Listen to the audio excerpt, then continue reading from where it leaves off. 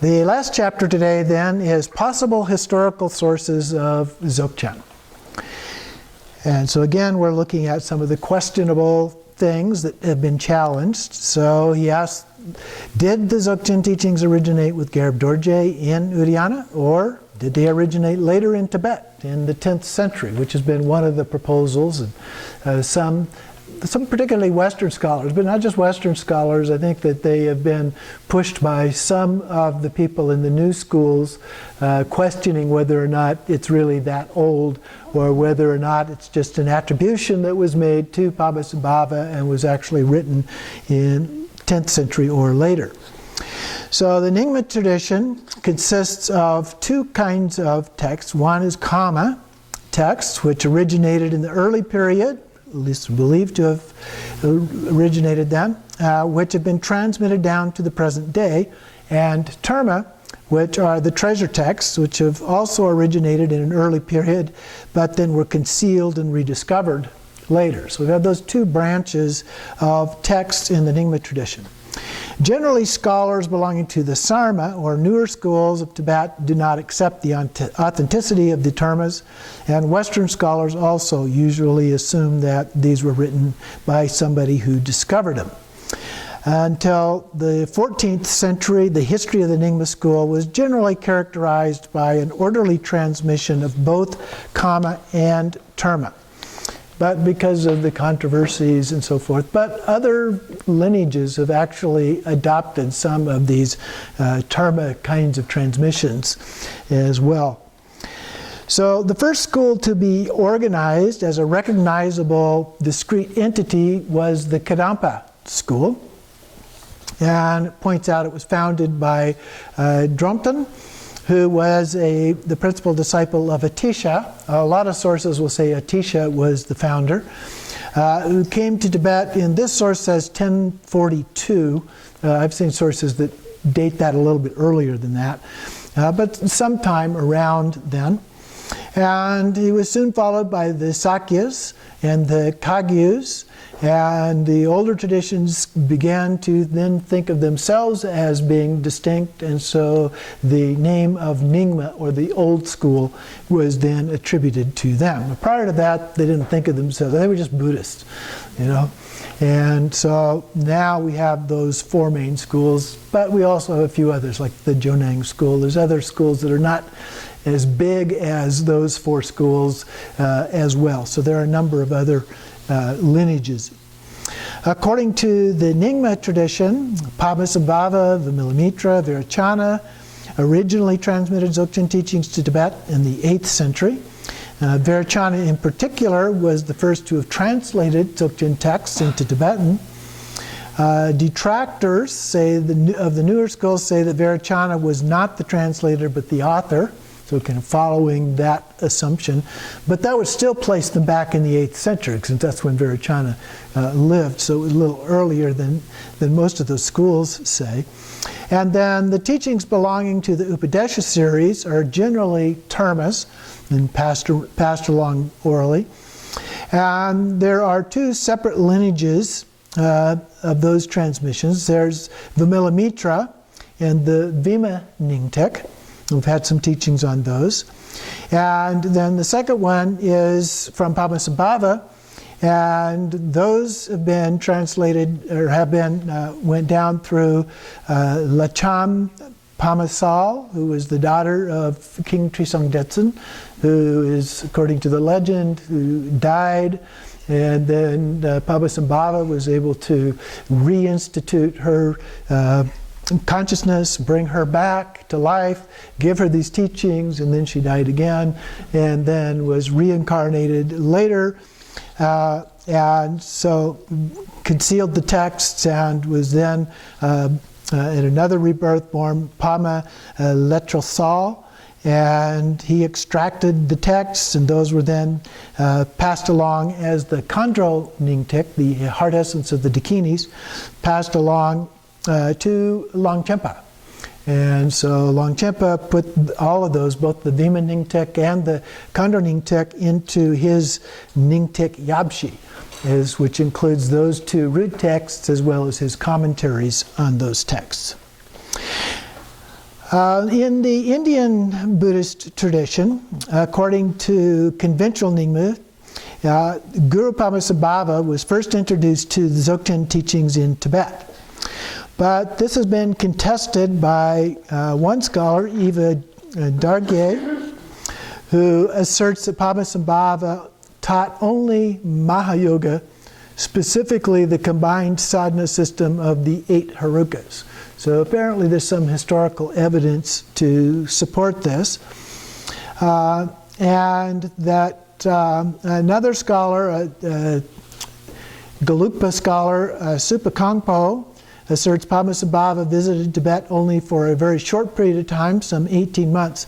There's wide varieties of times that people indicate, from the 18 months here to many years that he stayed in Tibet, traveled all over Tibet according to some. Others, he was just there for this very short period of time. So there's a variety of those things in the legends. As against the many years claimed by the traditional Nyingma account. And then an unscrupulous Hindu, I'd never heard this story before, unscrupulous Hindu sadhu wearing identical hat and robes appeared in Tibet claiming to be Padmasambhava and taught Hindu Vedanta doctrines, that is Dzogchen, falsely asserting that these teachings were Buddhist. And they are, I don't know a whole lot about the Vedanta, but I do know that they are quite similar in some ways. May have a similar root, who knows. This, however, is not historical scholarship. This is just speculation. And so Dargye asserts that while in Tibet, Padmasambhava cannot be proved that he taught Dzogchen, and introduced by Virachana and Vimalamitra, and attributed only at a later time in the post-10th century to Padmasambhava, when the Nyingmas were trying to consolidate their own position, and attributing it unhistorically and anachronistically to, and so the entire Nyingma system, according to Dzogchen, Padmasambhava, all were being reinforced, trying to establish their position as a major school after these other new schools had come into Tibet. So, and that happened in like the 10th, maybe 11th to 13th century was the prime times here. And then in the 12th through the 14th centuries, we begin to have this really strong Terma tradition develop. So Padmasambhava then grew in importance until he assumed the status of the second Buddha, and all things began to be attributed to him. And despite exaggerated claims, there is something to be said for the direct connection of Padmasambhava with Dzogchen. If we look at the Mahayoga, Mahayoga is classified into 2 groups. There's the Tantra section of 18 Tantras, and we did talk a little bit about that. The chief among them being the Guhya Garbha Tantra, and also the sadhana section of 8 sadhanas for the 8 Herukas. So there's the 8 Herukas that were being tied in, back to him that we mentioned just a few minutes ago. And so the second group were revealed to the 8 Vidyadharas or Mahasiddhas, including Padmasambhava, at the great cremation ground of Shetavana, west of Bodh Gaya, where previously Garab Dorje also resided and taught. So there are some connections. So they're not direct connections, but there are some connections. There was a concealment in a stupa in the cremation ground by Dakini Karmandrani, and she presented them to the 8 Mahasiddhas. These yogins practiced these sadhanas in the 8 different caves in the vicinity, and all of them attained realization. Padmasambhava collected together these sadhanas and systematized them and integrated them into a single system of Tantra practice. Initiated his principal disciples in the Champu cave near the Samye monastery in Tibet. So we can see some connections here. According to the Nyingma, Padmasambhava did subsequently teach Dzogchen precepts to some of his disciples. And the great perfection, or Dzogchen, lies beyond both the generation and perfection processes. Padmasambhava taught a non-gradual method of transformation, one that is usually designated as Anuyoga. And so we may say Padmasambhava was teaching Tantra, but Tantra in the Anuyoga style of practice. Because usually the Mahayoga style of practice requires complicated gradual process of transformation, as in the Anuttara Tantras of the Sarmapa schools. So even if he did teach the Mahayoga approaches, he taught it in a kind of a Dzogchen or Dzogchen related style. Now we've received teachings, for example, that include sadhana texts for various deities in a Dzogchen style. They tend to be very pithy, very short kinds of texts, as opposed to these very, very long, elaborate forms of texts. It appears that in the days of Padmasambhava and Virachana, the principal text of the Anuyoga cycle had not yet been translated into Tibetan. So that would tend to refute whether Virachana was the one that actually translated that text. So there's apparently some dispute about that. And the next section here, he goes on to compare it to Chan Buddhism, which is basically Zen Buddhism from China. The reason that he's talking about this is that some people believe that there may be a connection between Dzogchen and Chan. And so looking at different sources to see whether or not this might in fact be the case. So he begins by talking about Guiseppe Tucci, who acknowledges that Dzogchen has its original source in the Mahasiddha tradition of India, the so-called Sahajayana. Although this particular term was coined in modern times and is not found in traditional Sanskrit and Tibetan sources. But Tucci also felt that Dzogchen had been strongly influenced by Chan Buddhism of China. Like Dzogchen, Chan is a non-gradual approach. It speaks of sudden or instantaneous enlightenment. In Japanese Zen, they call it Satori. In Chinese, they use the term Wu, which translates as to awaken. Tucci points to Nyingma traditions that Virachana actually studied under Huasheng Mahayana, the leading Chinese exponent of Chan in 8th century Tibet. So this was there at the same time as Padmasambhava. The Nyingmas, Longchenpa in particular, are the only Tibetans who have had a good word to say about Huasheng. Otherwise, he's generally been vilified. Even scholars such as the Sakya Pandita came to accuse Dzogchen of being Chinese doctrine and deriving from Chan. So there's a lot of people that had that kind of an opinion about it without actually getting involved in scholarly research on this. He even resorted on occasion to fierce polemic against the teachings of Gampopa concerning the doctrine of Mahamudra.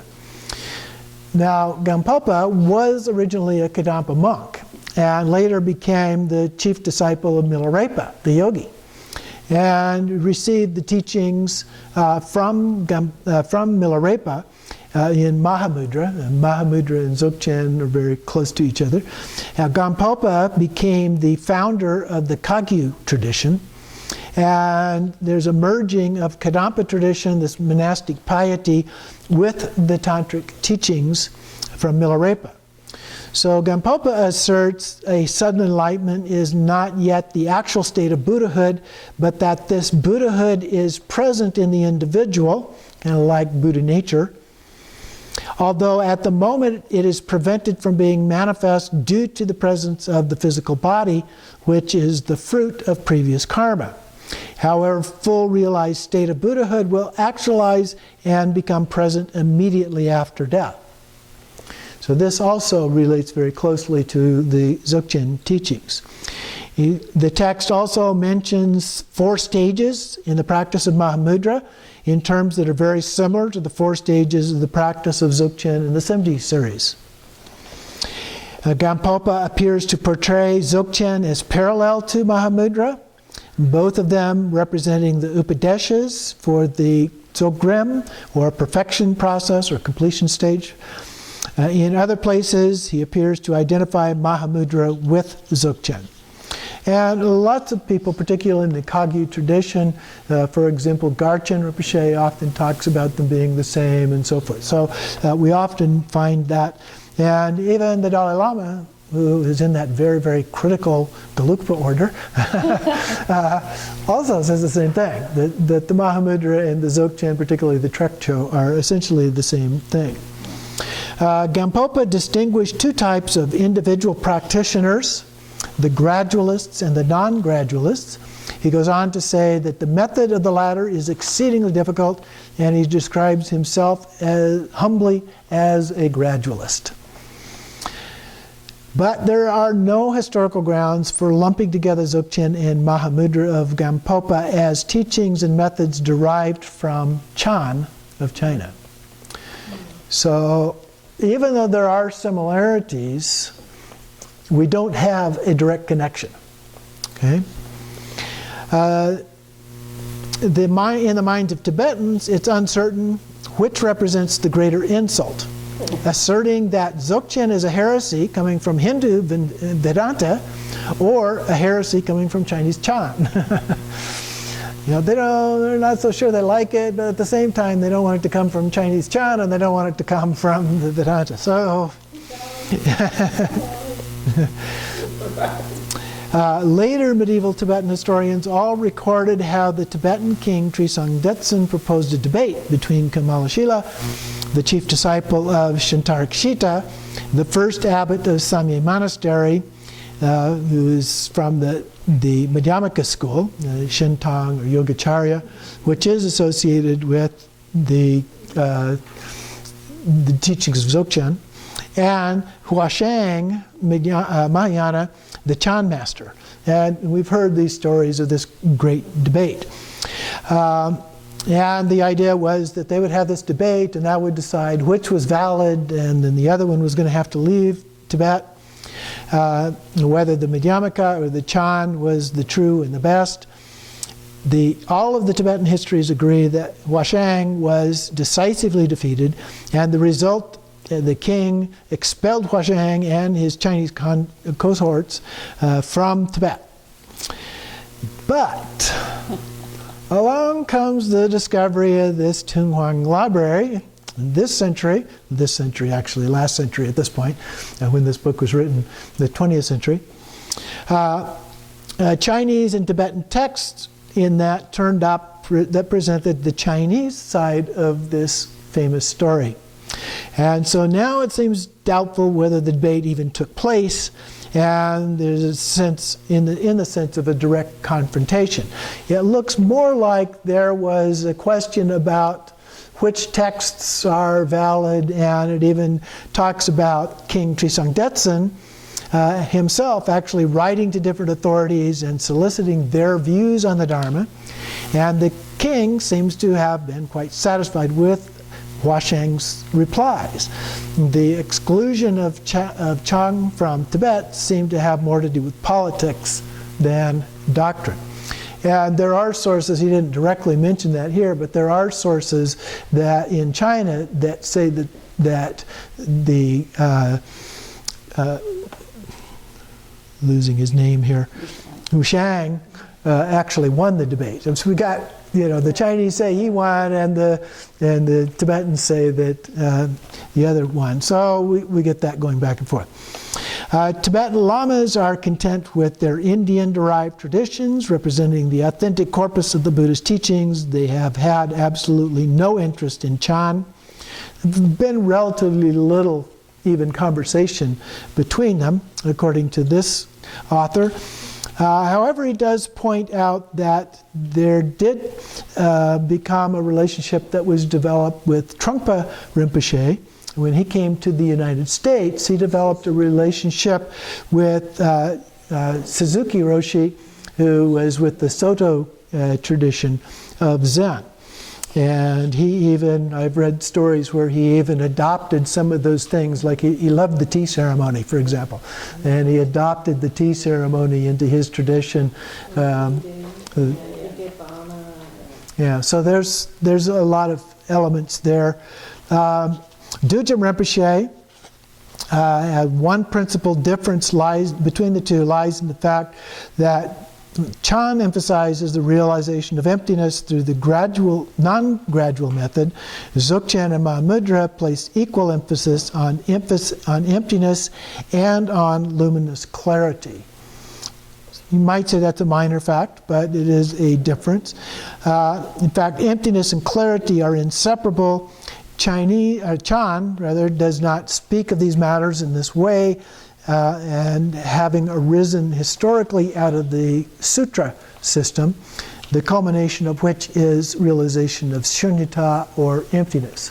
And so this idea of clarity or luminosity comes later in the wisdom, transcendent wisdom text of Prajnaparamita and so forth. And so that came a little bit later, after this had already gone into the China area. On the other hand, Dzogchen arises out of the context of Tantra, which deals not only with the side of pure potentiality or emptiness, but equally with the side of the manifestation or luminous clarity. Continuing on here a little later, the assertions made by Tucci have often been repeated uncritically by other Western scholars. Although Tucci claims Chan elements are to be found in Dzogchen, he nowhere demonstrates that this actually is the case or shows that similarities, such as non-gradual method of Dzogchen, must derive from Chan.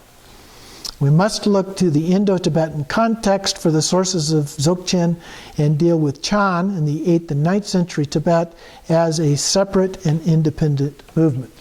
So at least according to the evidence that was available at this time, we could not, other than similarities, we can't find direct connections. Nothing that can be documented from textual sources or anything like that that can show that there was a connection. But there are the similarities, not only with Chan, but Chan and Taoism. And the similarities there. Taoism. So, there's a variety of places where there are similarities, but we still haven't been able to document a direct connection with those. So another one then that he talks about is the Bon, the indigenous religion of Tibet, referred to as the Bon religion. Dzogchen has also been accused by some native Tibetan scholars of being Bon in origin, and therefore a non-Buddhist system of teaching and practice. Now, I think they need to insert here that we have the indigenous Bon religion, which kind of is a shamanistic, animistic kind of a religion. And then later on we have the development of a Bon tradition which looks very much like Buddhism. In fact, the Dalai Lama has been asked to recognize the Bon as another major branch of Tibetan Buddhism. Some sources differentiate between the two as black Bon being the original and white Bon being the subsequent one. There are lots of arguments about how far back this white Bon version goes. The Bon tradition itself, the white Bon tradition itself, traces it back to very ancient times. But again, it's in a time when there's not clear evidence to be able to support much of this. So the Nyingma and the Bon systems are very similar with respect to Dzogchen and employ a largely identical terminology.